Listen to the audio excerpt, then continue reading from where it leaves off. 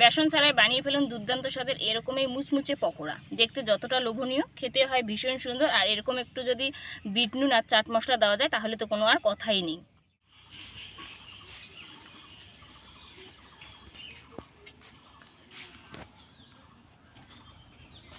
বন্ধুরা আগে কারি পাতাটা তুলি, তারপর রান্নার কাছে যাবো। বাবা আমি যা লম্বা, কারি পাতায় পাইনি, কি অবস্থা। দেখুন কারি পাতাটা কত সুন্দর, বৃষ্টি হওয়ার ফলে কিন্তু কারি পাতাটা খুব সুন্দর হয়। দেখুন একদম, আর কারি পাতার ফল দেখুন আপনারা, একদম জামের মতো হয়, ছোট ছোট জামের মতো। কিছুটা পাতা তুলে নেব এখান থেকে।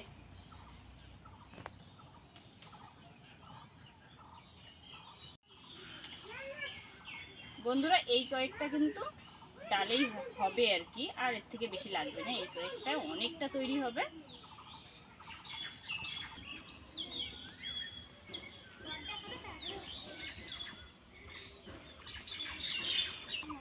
ও এগুলি কি নরম রে, এই যে পড়বে মনে হয় রে, দিদি পড়বে। আসো।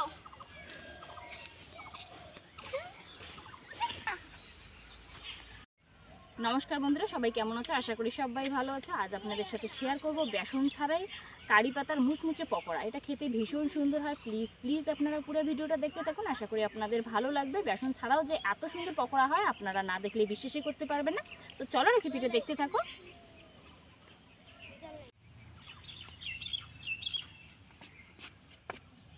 বসো রে এইখানটায় বসো। বন্ধুরা বানানোর জন্য একেবারেই কিন্তু ঘরে থাকা যে উপকরণ, যেটা আটা, সেটাই ব্যবহার করবো। আপনারা চাইলে ময়দা ব্যবহার করতে পারেন, তাতেও হবে, বাট আটা দিয়েও কিন্তু দারুণ হয়। আর এতে দিয়ে দেব 1 চিমটে মতো বেকিং, কিন্তু এটা সোডা। এরপর এতে মেশাবো কর্নফ্লাওয়ার, এই ছোট্ট চামচটা 2 চামচ। কর্নফ্লাওয়ার দেওয়ার পরে পরে দিয়ে দেবো স্বাদ মতো নুন।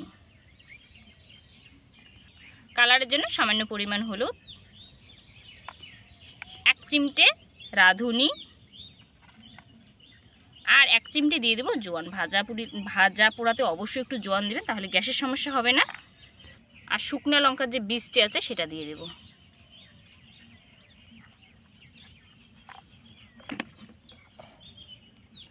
তবে আপনারা চাইলে লঙ্কার গুঁড়ো এই জায়গায় অ্যাড করতে পারেন। এটা খুব ভালো করে মেশানো লাগবে। শুকনো উপকরণ যা যা আছে সব ভালো করে মেশানোর পরে দিয়ে দেবো অল্প অল্প জল। স্টেপ বাই স্টেপ যদি ফলো করা যায় তাহলে বেসনের কোনো প্রয়োজন পড়বে না।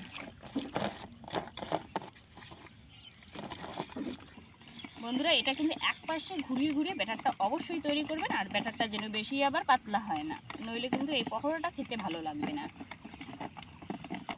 আমার ব্যাটারটা কিন্তু একেবারে রেডি। এটা এবার সাইডে রাখবো। রাখার পরে এই পাশে যে কারি পাতা আছে সেটা খুব ভালো করে এইভাবে একটু, যাতে পোকা না থাকে, এর মধ্যে কিন্তু অনেক টাইমে পোকা থাকে, মাকড়সা থাকে, তাই পাতাগুলো একটা একটা করে ভালো করে এইভাবে একটু ঝাড়া লাগবে। এই দেখো না রে, দেখো দেখো, ওগুলো একটা একটা করে ভালো ভালো করে দেখবেন যাতে কোনো পোকামাকড় না থাকে।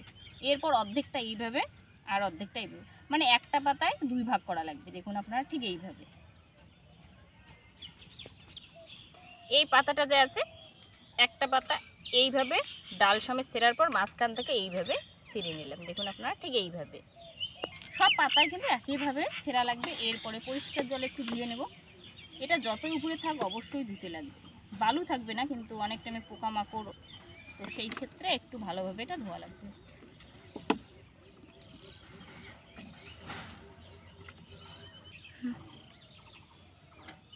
এরকম যদি উনুন থাকে খুব সহজেই কিন্তু কড়াই গরম হবে।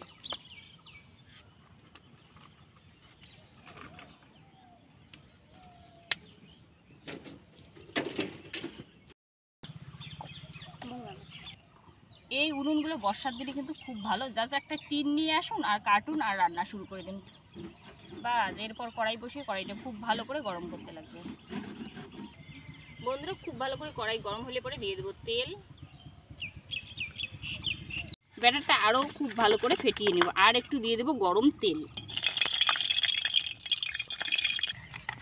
ব্যাটারটা আরও খুব ভালো করে ফেটানোর পরে এবার যে কারি পাতা আছে, কারি পাতা এইভাবে 3-4টে যে ডাল হবে সেটা কিন্তু নিতে লাগবে। এরপর ব্যাটারের মধ্যে এইভাবে একটু কোট করা লাগবে।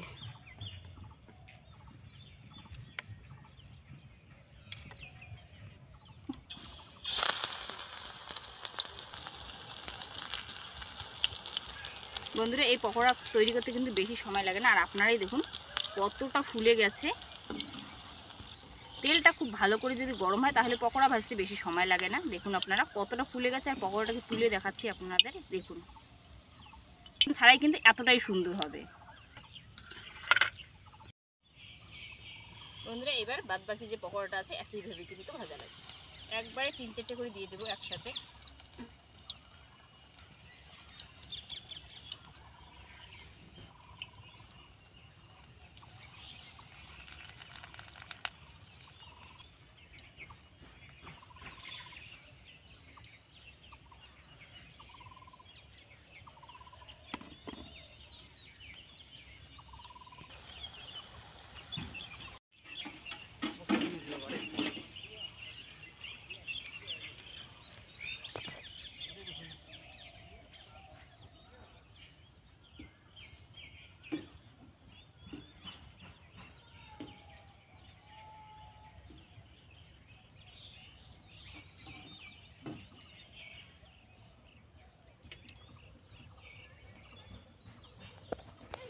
কিন্তু এই যে পকোড়া আছে এটা কিন্তু একটু হালকা আছে উল্টে পাল্টে লালচে করে ভাজলেই কিন্তু পকোড়াটা খুব সুন্দর হবে। দেখুন আপনারা ঠিক এরকম কালার হলে কিন্তু নামানো লাগবে। আরও যা বাদবাকি আছে সবই কিন্তু ওই একই পদ্ধতির, তেমন আর কোনো বিষয় নেই।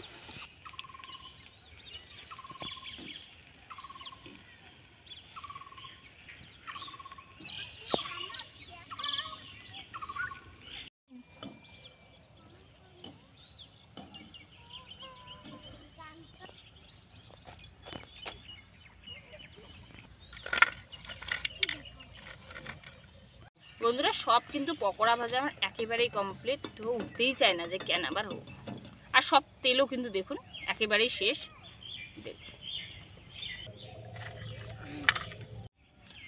বন্ধুরা সব পকোড়া কিন্তু ভাজা একেবারেই কমপ্লিট। আর আপনারা দেখুন শব্দটা শুনেই বুঝতেই পাচ্ছেন কতটা মুচমুচে হয়।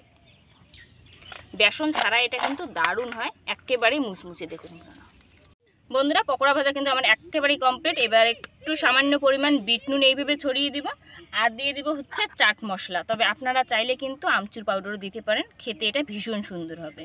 আমার পকোড়া কিন্তু একেবারেই রেডি। আপনারাই দেখুন কতটা সুন্দর হয়। এইভাবে একটু বিট নুন আর চাট মশলার সঙ্গে পরিবেশন করুন, বিকেলের আড্ডা কিন্তু একেবারেই জমে যাবে। আর চা কফির সঙ্গে কিন্তু এটা দারুণ যাবে। আর ভাতের সঙ্গেও কিন্তু এটা ভীষণ সুন্দর হবে। বাড়িতে একবার এইভাবে প্লিজ প্লিজ বানিয়ে দেখবেন আর জানাতে ভুলবেন না এটা কীরকম হয়। এই নে ওটাই পকোড়া।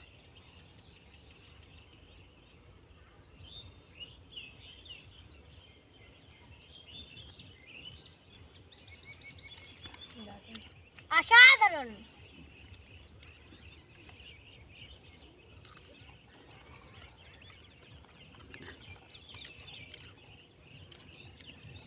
বন্ধুরা এটা ভীষণ মুচমুচে হয়, বেসন ছাড়াও যে এতটা সুন্দর হয় দারুণ। আর এরকম বিকেলের আড্ডা কিন্তু একেবারে জমে যাবে এরকম থাকলে।